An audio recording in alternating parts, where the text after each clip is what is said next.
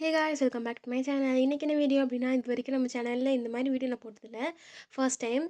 நான் வந்து ரீசெண்டாக வந்து சாரீ ப்ளீட் பண்ண வந்து கற்றுக்கிட்டேன். அதனால் வந்து அத வந்து நான் ப்ரீ ப்ளீட் பண்ணிகிட்ருந்தேன். எங்கள் அம்மா வந்து நாளைக்கு சாரீ கட்டிட்டு போகணுன்னு சொன்னால் அங்கே வெளில போகணுன்ட்டு. நான் வந்து சாரீ ப்ரீ ப்ளீட் பண்ணலாம், கொஞ்சம் நாளாக கட்டிட்டு போவாங்க அப்படின்னு சொல்லிட்டு நான் ப்ளீட் பண்ணிகிட்டு இருந்தேன். அதான் வீடியோவில் வந்து அட்டாச் பண்ணியிருக்கேன். சின்ன வயசுலேருந்து எங்கள் அம்மா என்ன பண்ணுவாங்க அப்படின்னா வந்து தீபாவளி, பொங்கல் எந்த ஒரு ஃபங்க்ஷன் இருந்தாலும் வீட்டு வேலையெல்லாம் பார்த்துட்டு எங்களை வந்து அழகாக கிளப்பி விடுவாங்க. என்னையும் சிஸ்டரையும் வந்து அவ்வளோ அழகாக கிளப்பி விட்டுட்டு அவங்க வந்து அதே பழைய புடவையோடயே தான் நிற்பாங்க. தீபாவளிக்கு புது ட்ரெஸ் போடணும், அந்த இது போடணும் அதெல்லாம் கிடையவே கிடையாது. ஒரு வீடியோ எடுக்க மாட்டாங்க, எதுவுமே பண்ண மாட்டாங்க. அதுமாரி தீபாவளிக்கு எடுத்த புடவை பொங்கலுக்கு எடுத்த புடவை வெட்டிங் டேக்கு எடுத்தது வேறு எதுக்காவது எதுவுமே மாற்றி மாற்றி வந்து யூஸ் பண்ணிக்குவாங்க. அன்றைக்கி வந்து புது ட்ரெஸ் வந்து போட மாட்டாங்க. எனக்கு அது ரொம்ப கஷ்டமாக இருக்கும். நம்மள அவ்வளோ அழகாக கிளப்பி விட்டுட்டு அவங்க இப்படி இருக்காங்களே அப்படின்ற மாதிரி. ஓரளவு வளர வந்து நான் என்ன பண்ண ஆரம்பிச்சேன்னா, அவங்க எங்கேயாவது வெளில போகிறாங்கன்னா நைட்டு ஃபுல்லாக டைம் எடுத்து நான் வந்து ப்ளீட் பண்ணுறது, அவங்களுக்கு வந்து டெரக்கோட்டா ஜுவல்லரி நிறைய செஞ்சு கொடுத்துருக்கேன். இது மாதிரி சில விஷயங்கள் நம்ம பண்ணும்போது அவங்களும் கொஞ்சம் ஹாப்பியாக இருக்கும். நம்மளுக்காக அவங்க அவ்வளோ இதை இழந்துட்டு நம்மளுக்காக செய்யும்போது நம்ம சில விஷயங்கள் செய்கிறது தப்பு இல்லைன்னு எனக்கு தோணுது. நம்மளும் அடுத்த ஸ்டேஜ் நம்ம அம்மா மாரி தானே ஆகப்போகிறோம். நம்மளும் அதுமாரி போயிடுவோம். நான் இப்படி பண்ணி கொடுத்தா அவங்களுக்கு கொஞ்சம் ஹாப்பியாக இருக்கும்ல. அவங்க கிளம்பி போகும்போது அழகா போவாங்கல்ல. நம்மளால அவங்க கிளம்பாம இருந்த ஸ்டேஜ் போய் நம்மளால அவங்க அழகா கிளம்பி போகும்போது நம்மளுக்கு ஒரு ஹாப்பினஸ் வரும்ல. எங்கள் அம்மா வந்து நெக் பீஸ் வந்து போட மாட்டாங்க. அந்த செயின் தான் போடுவாங்க, கோல்டு செயினு. பட் வந்து பேங்கிள்ஸ் வந்து கிளாஸ் பேங்கிள்ஸ் அவங்க ரொம்ப பிடிக்கும். அதனால அது மினிமலாக டெரக்கோட்டா ஜுவல்லரின்னு தான் அவங்க போட்டுக்குவாங்க. அதனால் நைட்டே வந்து சாரீ வந்து ப்ளீட் பண்ணிட்டு பேங்கிள்ஸு, செயின் எல்லாமே நான் ரெடியாக எடுத்து வச்சுருவேன். அப்போ தான் அவங்க வந்து காலம்பற இது பண்ண முடியும். ஏன்னா காலம்பற வந்து என்னை எழுப்பி விட மாட்டாங்க, வேலை செய்யணும்னு சொல்ல மாட்டாங்க. எல்லா வேலையும் இன்ன வரைக்கும் அவங்க செஞ்சுட்ருக்காங்க. வேலையெல்லாம் செஞ்சுட்டு கிளம்பி போக அவங்களுக்கு கஷ்டமாக இருக்கும்.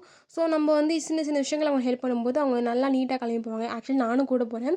எனக்கு வந்து சிம்பிளான ட்ரெஸ் தான். ட்ரெஸ்ஸை வச்சு எடுத்து வச்சாச்சு. அதுக்கப்புறம் வந்து பேங்கிள்ஸ் இது மட்டும்தான். அதனால வந்து நான் அவங்க கொஞ்சம் இதாக இருக்கணும்னு அவங்களுக்கு கொஞ்சம் டைம் ஸ்பெண்ட் பண்ணி ப்ளீட் பண்ணியிருந்தேன்.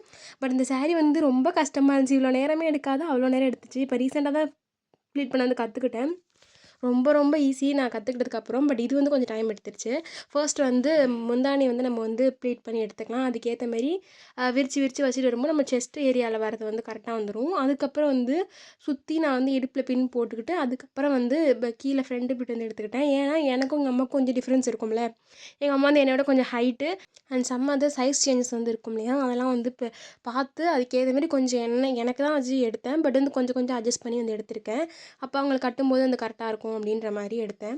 ஃபர்ஸ்ட்டு வந்து ப்ளீட் பண்ணி எடுத்ததுக்கப்புறம் அதை நல்லா அயர்ன் பண்ணிட்டு கொடியில் வச்சுட்டோம் அப்படின்னா, அதுக்கப்புறம் கீழே உள்ள ஃப்ளீட் எடுத்தோம் இல்லையா, அதை வந்து ஸ்ட்ரைட்னர் வச்சு நம்ம வந்து அயர்ன் பண்ணிக்கலாம். அப்படி அயர்ன் பண்ணும்போது சின்ன சின்ன டிப் என்ன அப்படின்னா, அயர்ன் பண்ணும்போது ஃபுல்லாக அந்த ஸ்ட்ரைட்னரை க்ளோஸ் பண்ணிட்டோம் அப்படின்னா, அந்த ப்ளீட் வந்து பவுன்ஸியாக வந்து நிற்காது.